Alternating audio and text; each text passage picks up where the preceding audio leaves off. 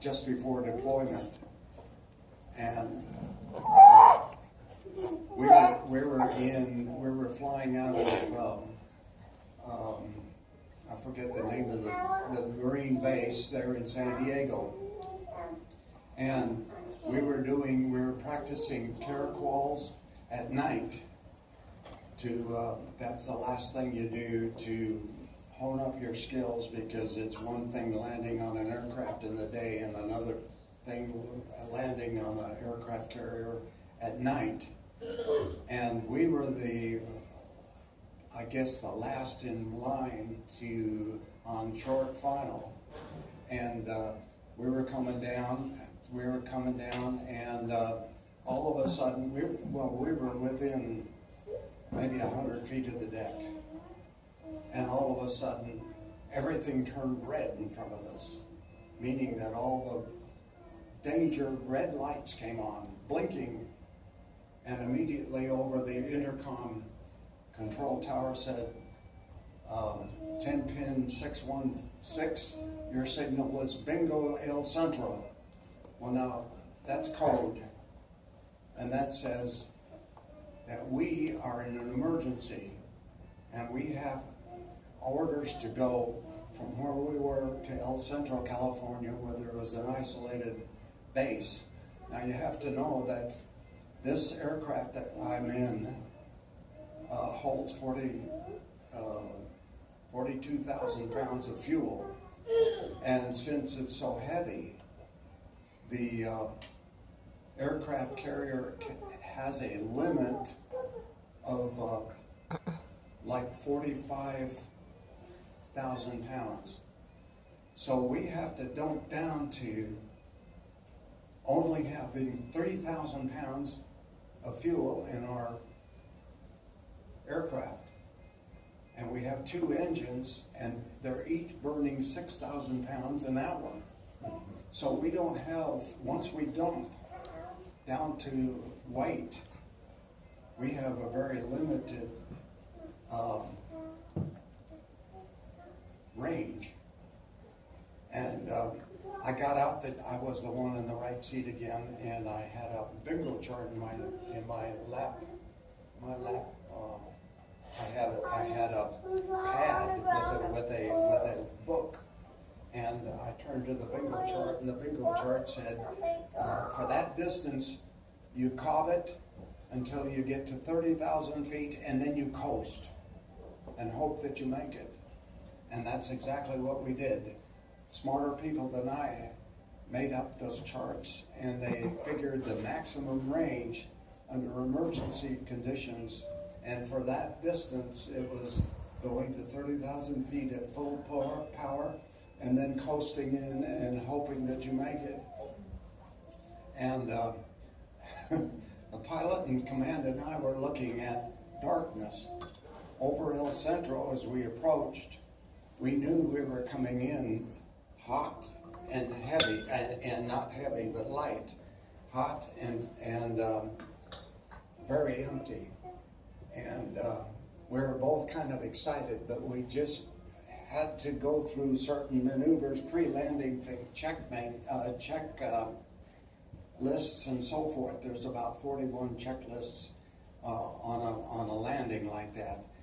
And normally the guy in the right seat has to read it, and he reads 1, 2, 3, 4, 5 up to point number 41. Well, it was dark, and it was my job to read that checklist, and I had it memorized, or so I thought.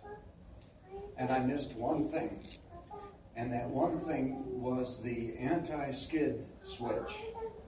I forgot that one point. Now, the anti-skid switch is very much like the what you have ABS in your car.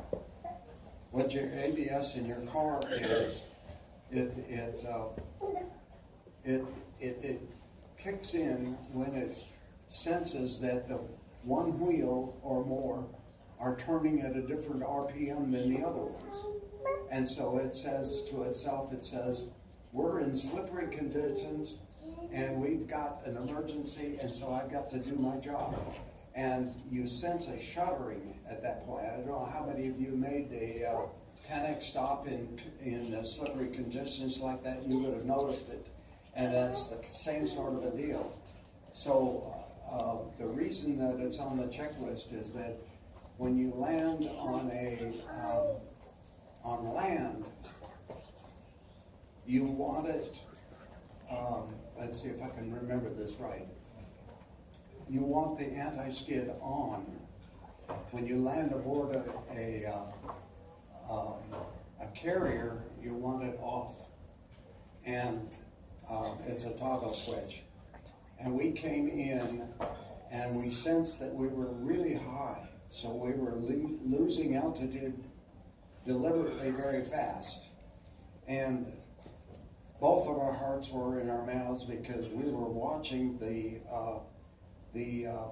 gas gauge. The gas gauge was indicating how fast the fuel was going down, and it was already at 0 at that point. And so we were very, very desirous of making it safely on the ground.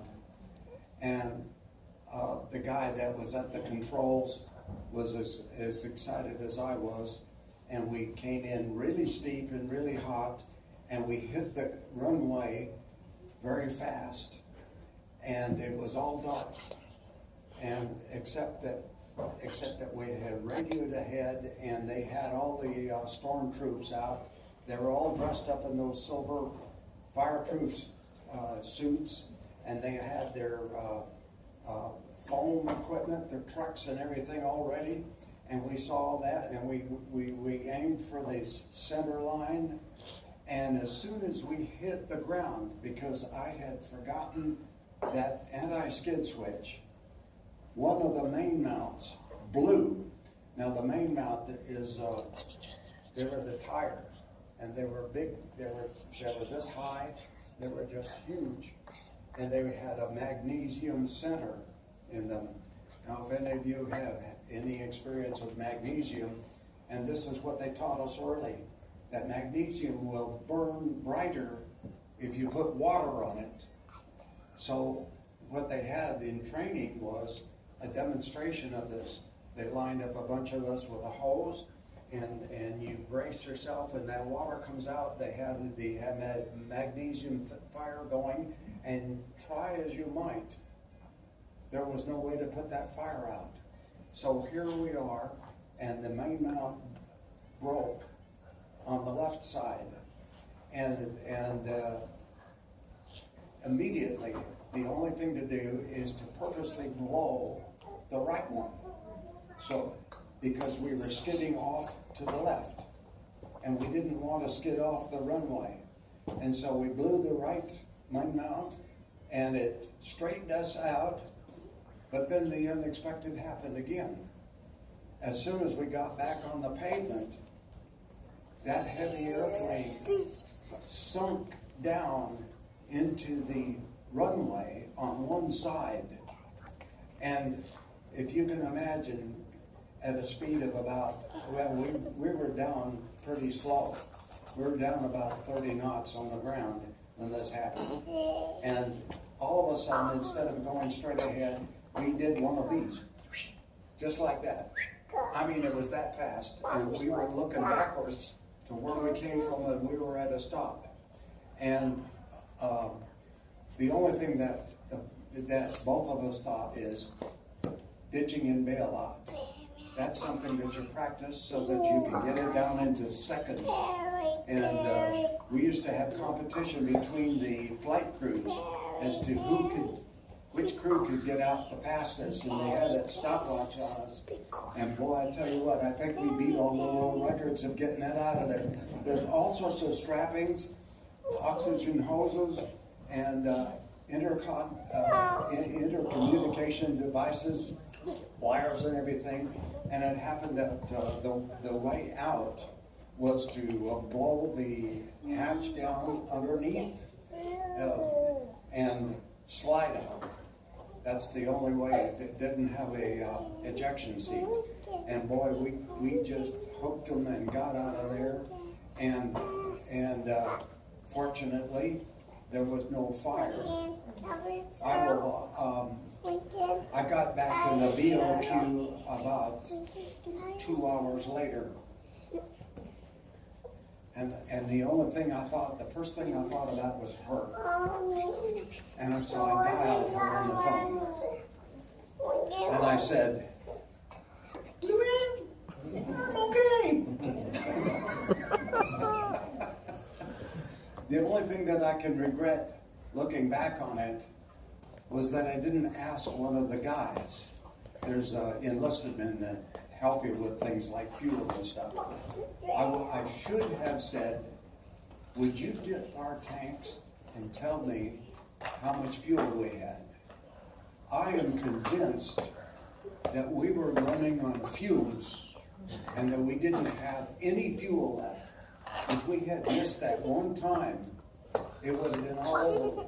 And again, I could possibly have lost my life one way or another. So this is just part of what Luann is trying to goad me into, and I don't like to talk about things like this much. I tend to want to forget them. And anyway, I give the glory to God, and like Ed Arnold was saying, my cup runneth over with joy.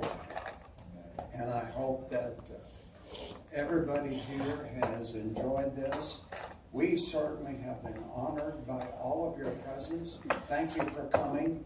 Bill, give our regards to Eunice. When you get back, tell her we're praying for her. And God bless every one of you, and thank you so much for the joy of your company tonight.